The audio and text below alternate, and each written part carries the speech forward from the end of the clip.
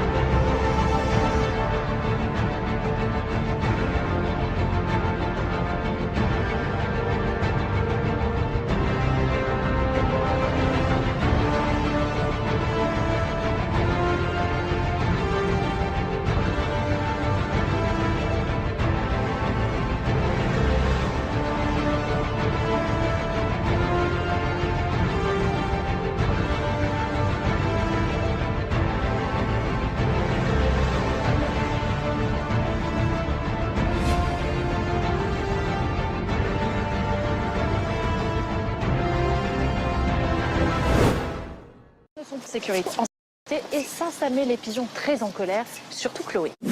Oui Claire, c'est vrai que je suis un peu colère parce que je me suis retrouvée avec ce petit logo sur ma carte alors que j'avais rien demandé et que je sais pas ce que c'est, donc ça mérite une petite enquête. Votre carte bancaire, vous pensiez la connaître, hein. Vous connaissiez son code, vous saviez l'utiliser. Ah là là, vous n'aviez même pas remarqué qu'elle avait changé. Là, sur le côté, ce petit sigle Wi-Fi. Ça n'a l'air de rien, mais ça change tout.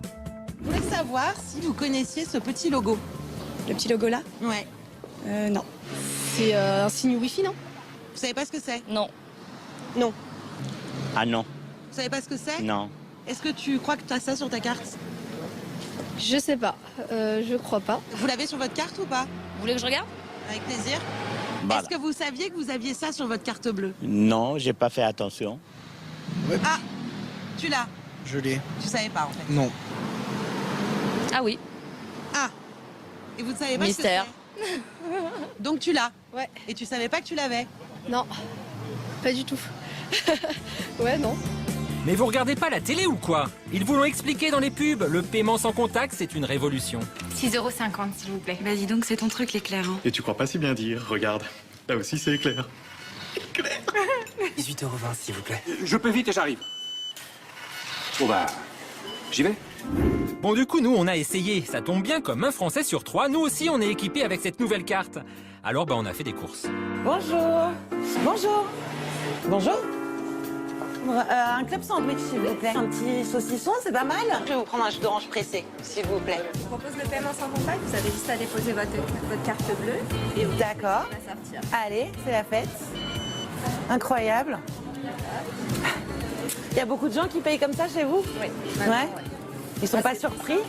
Ça surprend certains, mais ça va plus vite. C'est un gain de temps. Un samedi soir, quand le bar est plein, on a juste à faire tac, tac, tac, tac. Quand les gens sont un peu éméchés, qu'ils ont bu 3-4 verres et qu'ils se ah, c'est quoi, je viens de changer de carte bleue, je me souviens plus de mon code. Bam, c'est bon, allez, au revoir, merci.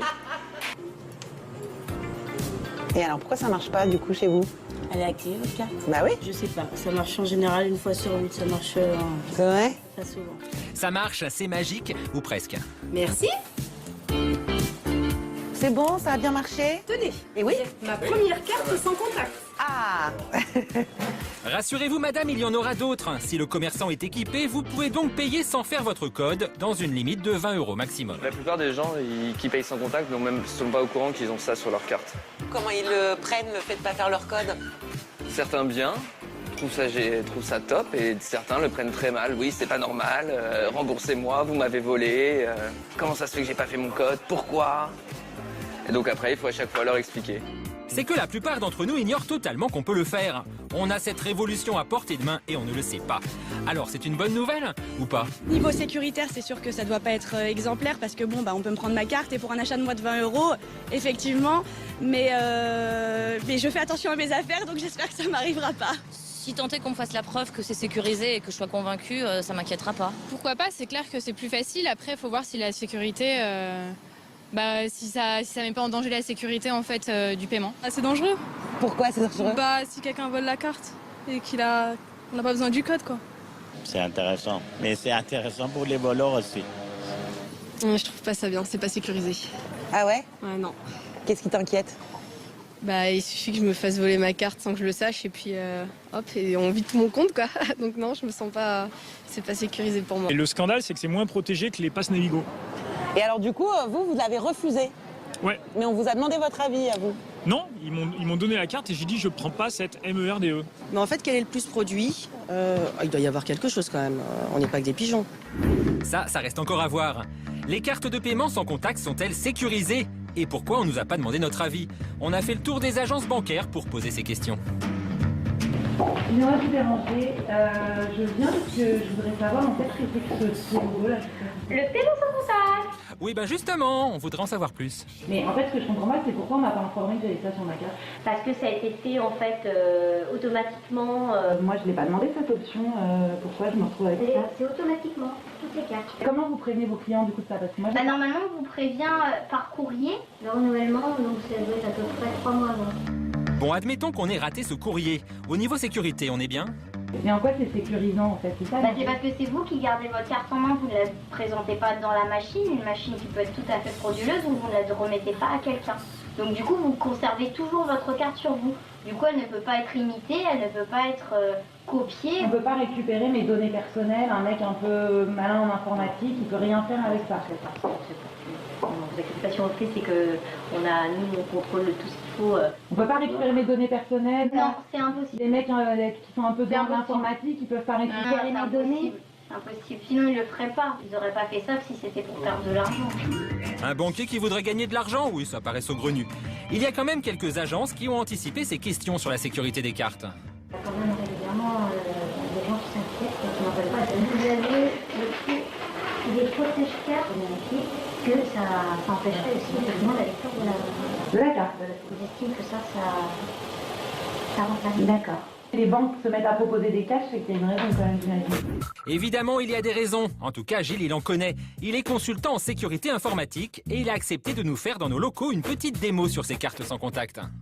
Donc voilà, donc là j'ai ramené mon PC et un lecteur NFC justement, qui est comme une clé USB. D'accord. J'ai téléchargé le programme sur internet et là je pourrais récupérer les données qui sont sur la carte bleue. Le lecteur NFC il coûte une 40aine d'euros. Ouais. Et le programme il est librement accessible sur internet. Mais à quelle distance en fait on peut lire ces informations-là? Donc ici j'ai un lecteur NFC basique, donc je pourrais le lire à quelques centimètres. Seulement si j'avais un peu plus de moyens, j'aurais investi dans un matériel un peu plus puissant et là lire jusqu'à une portée de 1,50 m. Alors montre-moi comment ça marche. Le programme est installé, il suffit à Gilles de poser la carte une seconde sur sa clé et bingo. Donc là je récupère nom, prénom, carte bleue et la date d'expiration. Ah ouais, carrément. Ok. Et en fait, tu l'as juste posé là-dessus. Je sais pas si j'aurais te donner la mienne. C'est facile et rapide, comme l'éclair. C'est ton truc, l'éclair. Hein. Et tu crois pas si bien dire. Au niveau sécurité, on a connu plus rassurant. La CNIL a d'ailleurs déjà pointé du doigt cette faille du système, en exigeant auprès des cartes bancaires plus de sûreté. Résultat, depuis fin 2012, de nouvelles cartes de paiement sans contact ont été mises sur le marché. Et cette fois, c'est sûr, impossible de récupérer des données aussi facilement. On a quand même demandé à Gilles de les tester. Mais alors moi, la mienne, ok, je te la confie.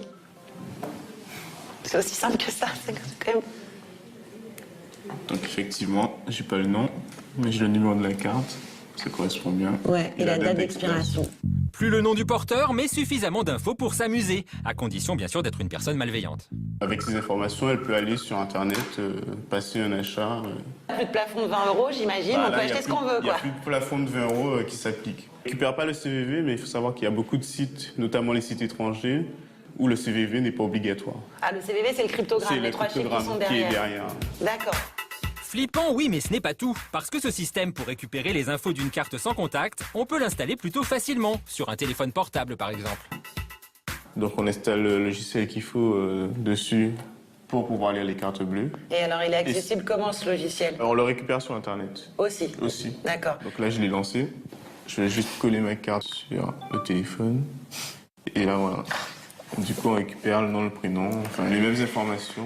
Ah ouais, là, t'as carrément l'historique des transactions, en fait. Voilà. Ok, d'accord. Et avec la mienne, ça marche aussi? Je pose la tienne derrière. Et là, j'ai juste le numéro de carte bleue. Et ok. Sur mon téléphone, la sensibilité est assez faible, donc il faut vraiment coller sur mon téléphone. Coller. Mais genre, si je suis dans le métro, j'ai mon téléphone sur l'application et je me colle à quelqu'un qui peut-être par hasard a une carte bleue dans sa poche. Dans le métro, on est assez serré, ouais. Un peu l'un sur l'autre. Donc dans le métro, ça pourrait marcher.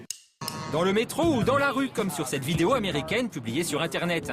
Un petit malin a installé son système dans son ordinateur portable et a appris aux passants pas mal d'infos sur leur carte de crédit, à leur grande surprise.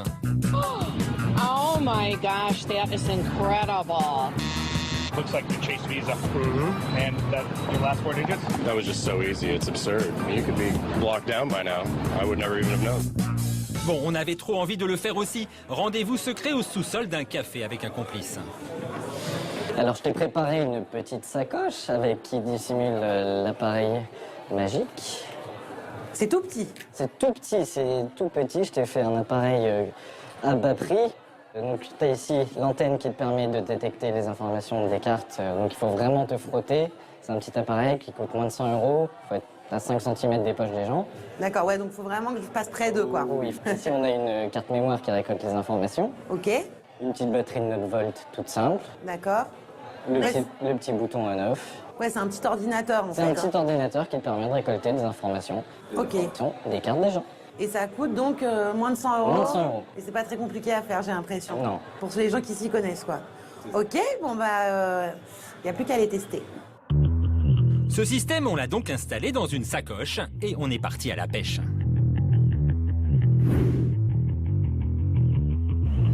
Direction une station de métro très fréquentée de la capitale. Sur place, le principe est simple, il suffit de se frotter aux passants.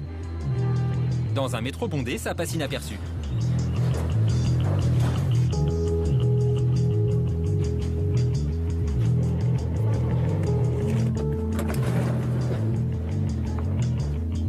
Venez par ici, madame. Vous aussi, monsieur. Merci. Bref, pendant 1 heure, on a mené l'expérience.